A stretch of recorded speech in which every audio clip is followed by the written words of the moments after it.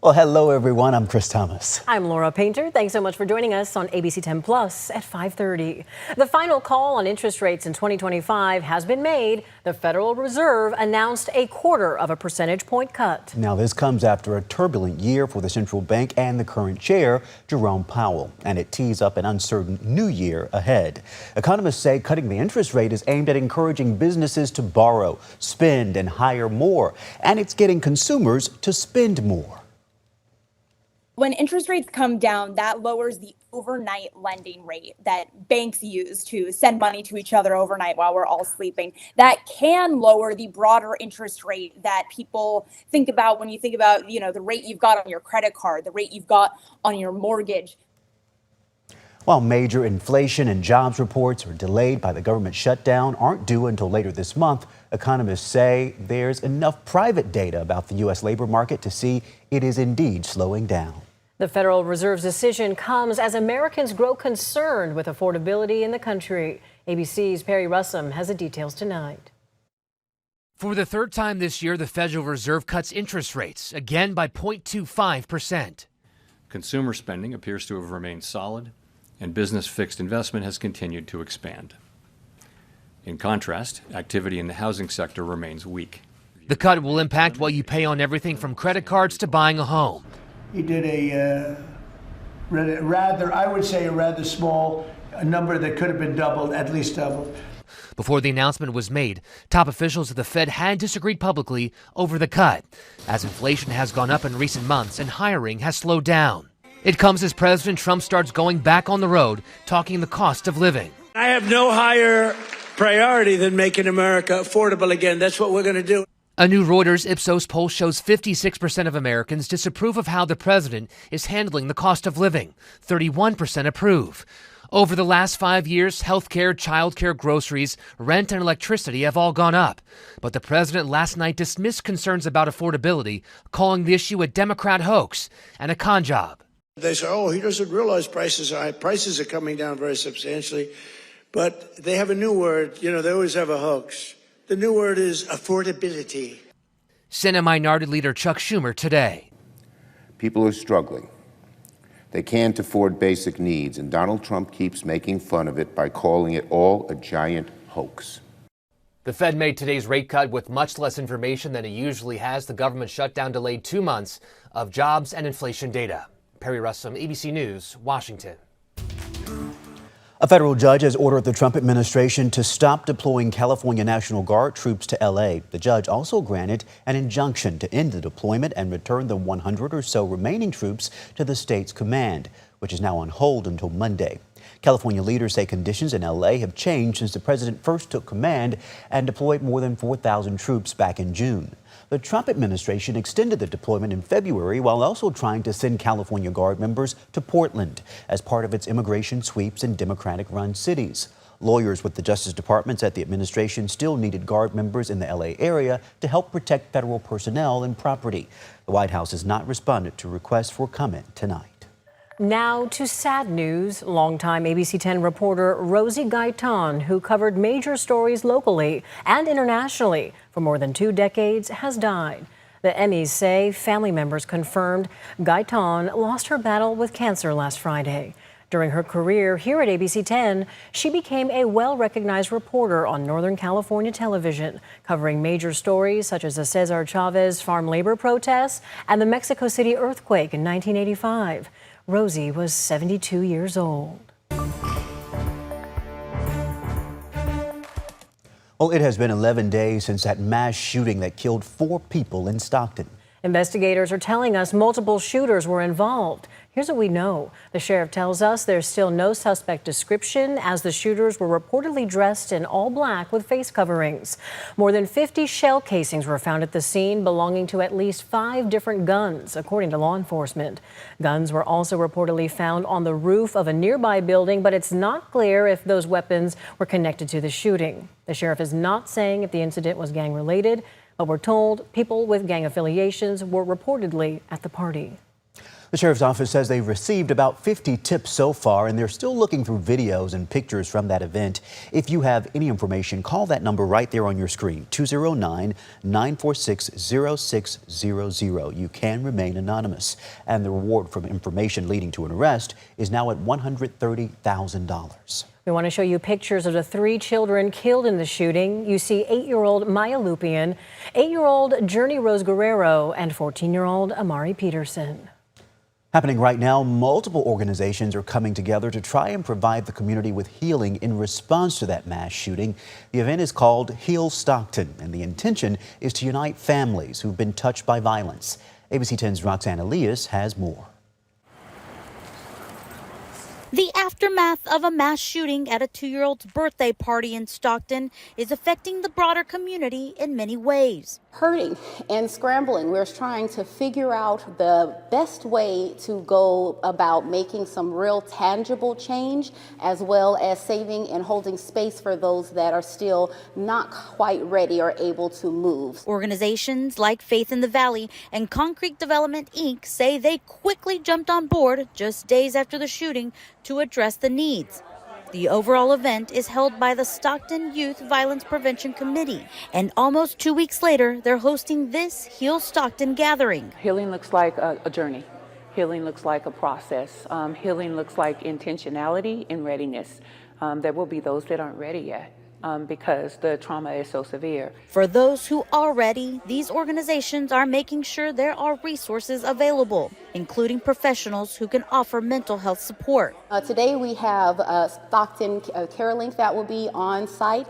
They're a program that our city fought really hard to create a few years back as almost an alternative to having to call the police in emotional and mental health crisis and things along those lines. There will also be multiple sensory stations set up with activities for all ages. It's a safe, open space to lift one another up. There's a lot of distrust in the community of what actual help is actually help for folks, especially when you're vulnerable and you're going through something like family trauma. Tony McNeil is encouraging those who may feel hesitant to ask for help to reach out and take advantage of the programs in place to start the healing journey. We have to begin to give ourselves permission to cry for our community.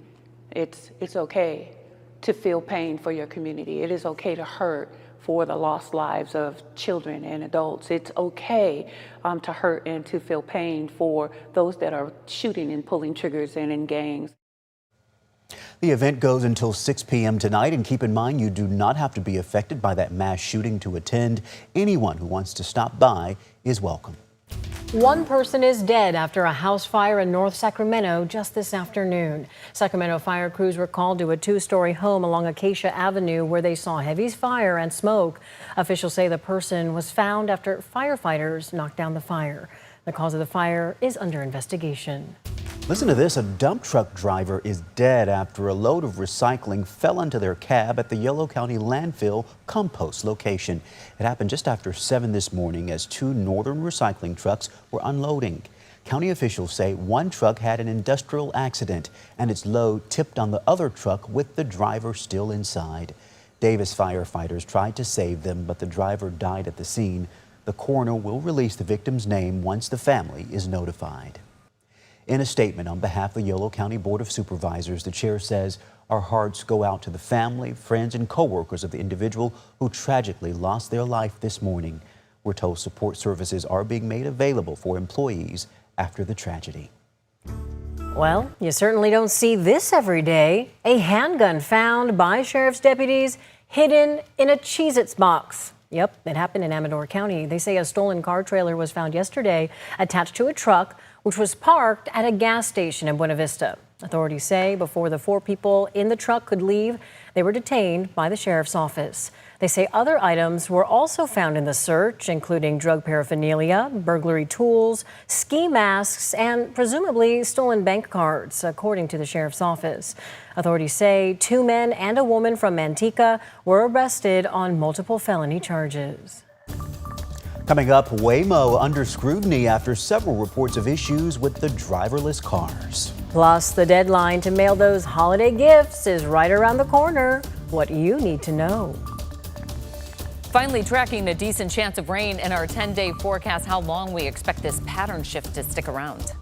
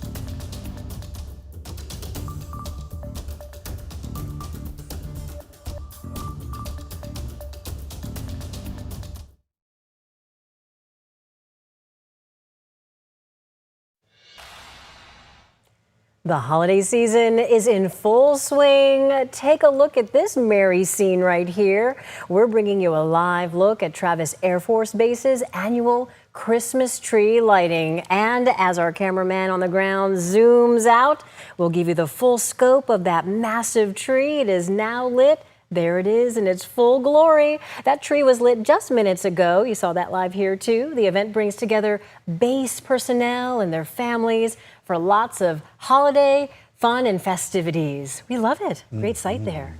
Beautiful indeed, huh? Okay, well, listen to this. Waymo is voluntarily recalling its software after several reports of issues with the driverless cars. Now, some of the issues include things like not stopping for school buses as children cross the road.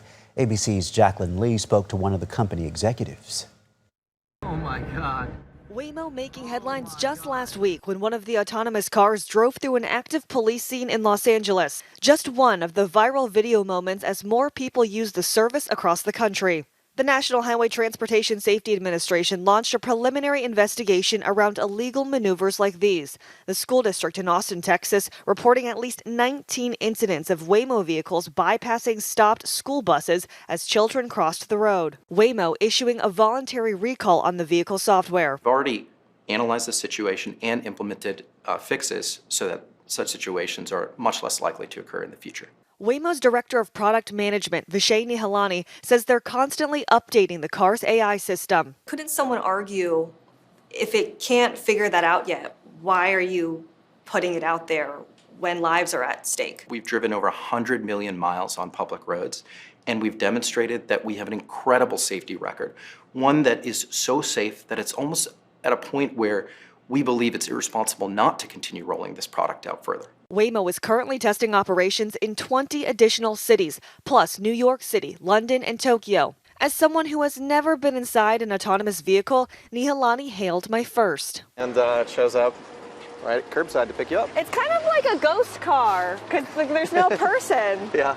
The company says it has reduced the rates of accidents involving pedestrians by 12 times compared to when a human driver is behind the wheel. Just like a human, the Waymo has eyes and ears, 29 cameras, LiDAR sensors, and external microphones. Anytime there's a safety incident, the system gets updated to learn from it. Waymo emphasizes its mission of improving rider safety in all aspects. The Waymo driver is always attentive. It's always able to see within all around the car. The Waymo driver is never distracted, impaired, or tired, and it's always focused on the road around it. Waymo saying it will continue analyzing its vehicle's performance and make necessary fixes to continuously improve. Jacqueline Lee, ABC News, Los Angeles. Jacqueline, thank you. Now, this also comes as Waymo is approved for testing across California, including in Sacramento, Solano, and Yolo County. It's not clear when testing will start here, but they're also approved to start testing in San Diego next year. The deadline to ship those holiday presents and cards with USPS is approaching fast, and we're getting a behind-the-scenes look inside the Sacramento Mail Processing Center, where holiday packages are already moving at full speed. Crews are working across this 870,000-square-foot facility using high-tech sorting machines to scan, separate, and route thousands of parcels a minute. How about that? USPS says these state-of-the-art systems boost capacity during the holiday rush, helping the Postal Service handle millions of letters and packages as demand climbs. For delivery before Christmas Day, USPS recommends sending Ground Advantage and First Class Mail by December 17th, Priority Mail by December 18th, and Priority Mail Express by December 20th. The agency says the earlier you ship, yes, the better. Well, next at 5:30, look at that. Washington state hit with flooding during an atmospheric river. The governor declaring a state of emergency.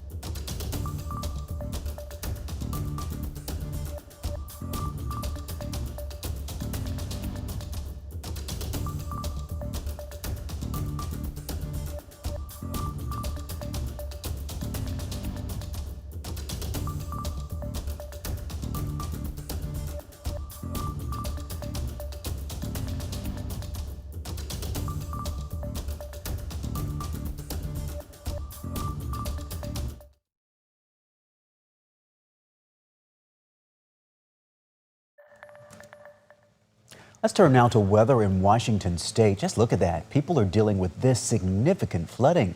The severe storm is dropping so much rain that waterways could reach record high levels. Flooding has already forced a number of road closures and water rescues in the area.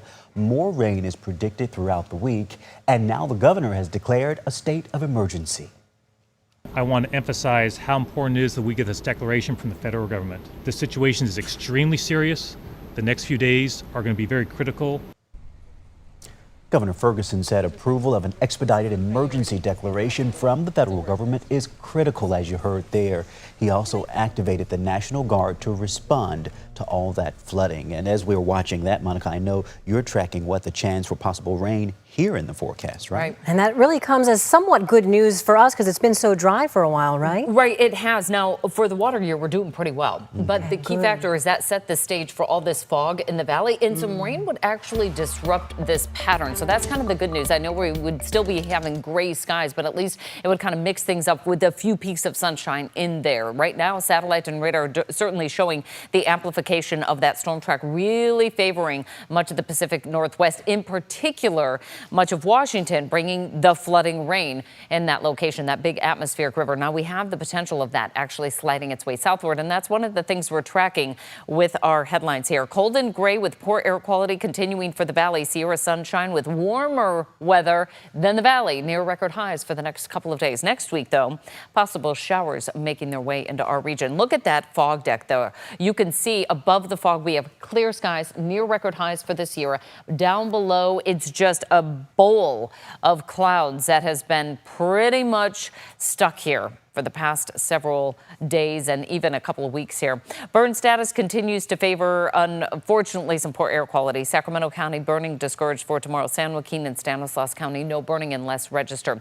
A look at today's highs. We were in the 40s solidly up and down the valley, 64 for Placerville, and 50s and 60s up top for this year. And now looking over the past several days, you can see we only had that one day with a high of 62 degrees when we picked up those north winds. That's all it takes. Just one little thing in the forecast to disrupt this very stable weather environment. We don't see that happening for the short-term forecast. So temperatures still in the 40s for the valley, including a lot of cloudy skies. Tahoe right now clear, 42 degrees, looking for the potential of a big shift in our weather pattern next week. You can see what happens here. Here's our moisture tracker. Atmospheric river starts to slide its way southward as we head into early next week. That's going to be poised right through Northern California. Initially, we'll get some light showers potentially on Monday, but then as that steady stream of moisture heads our way, better chance of bigger accumulating rain by Wednesday into Thursday and even into the weekend forecast, which would be great timing, especially for this year with all the holiday travel happening up there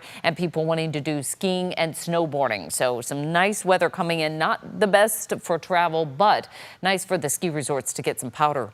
Highs in the 60s and 70s as we head into the upper foothills, heading towards the coast. We're looking at highs in the 50s. Head inland, even East Bay communities, only in the 40s for tomorrow, and we'll see that region wide through the capital region. Highs will be in the 40s for tomorrow. 60s, though, up top for this year. So you don't have to head far to head to the sun. It's just if you're stuck in the valley, you're working, you're going to school, getting the kids to school. It's very misty, and even working out outside can make the hair and everything else kind of wet. Our extended forecast, we've got gray and dry conditions through the weekend. Chance of rain coming our way next week. I'm really loving your descriptions of this. I do feel like we're in a bowl, like a soupy kind of foggy bowl. Yes. Here in the valley, at least, right? It is a fog soup served up day after day. Every day. I've heard so many people say, if we're going to have the clouds, give us the rain, right? Yes. Right? Yes, we're tired of that being on the menu special. Okay. Mix it up. Finally, some change in the Yes. forecast. Okay, Monica, thank you. We're back after this.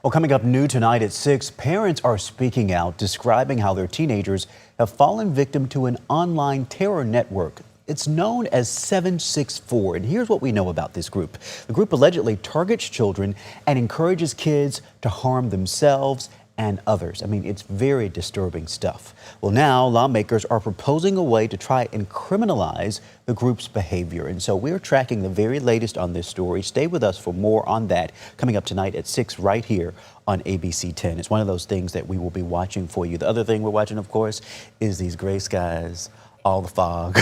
Indeed. We've been calling it a soupy mess, a gloomy mess, but if anything, it has made the wardrobe very easy. I know exactly what to pack. You know what to wear, right? I'm all set. It's that time of year. But we also have the Christmas lighting coming up tonight out at the Capitol. That should be pretty We are nice. loving that. You can watch us anytime, any day on your schedule. Just download the free ABC 10 Plus TV streaming app to your TV.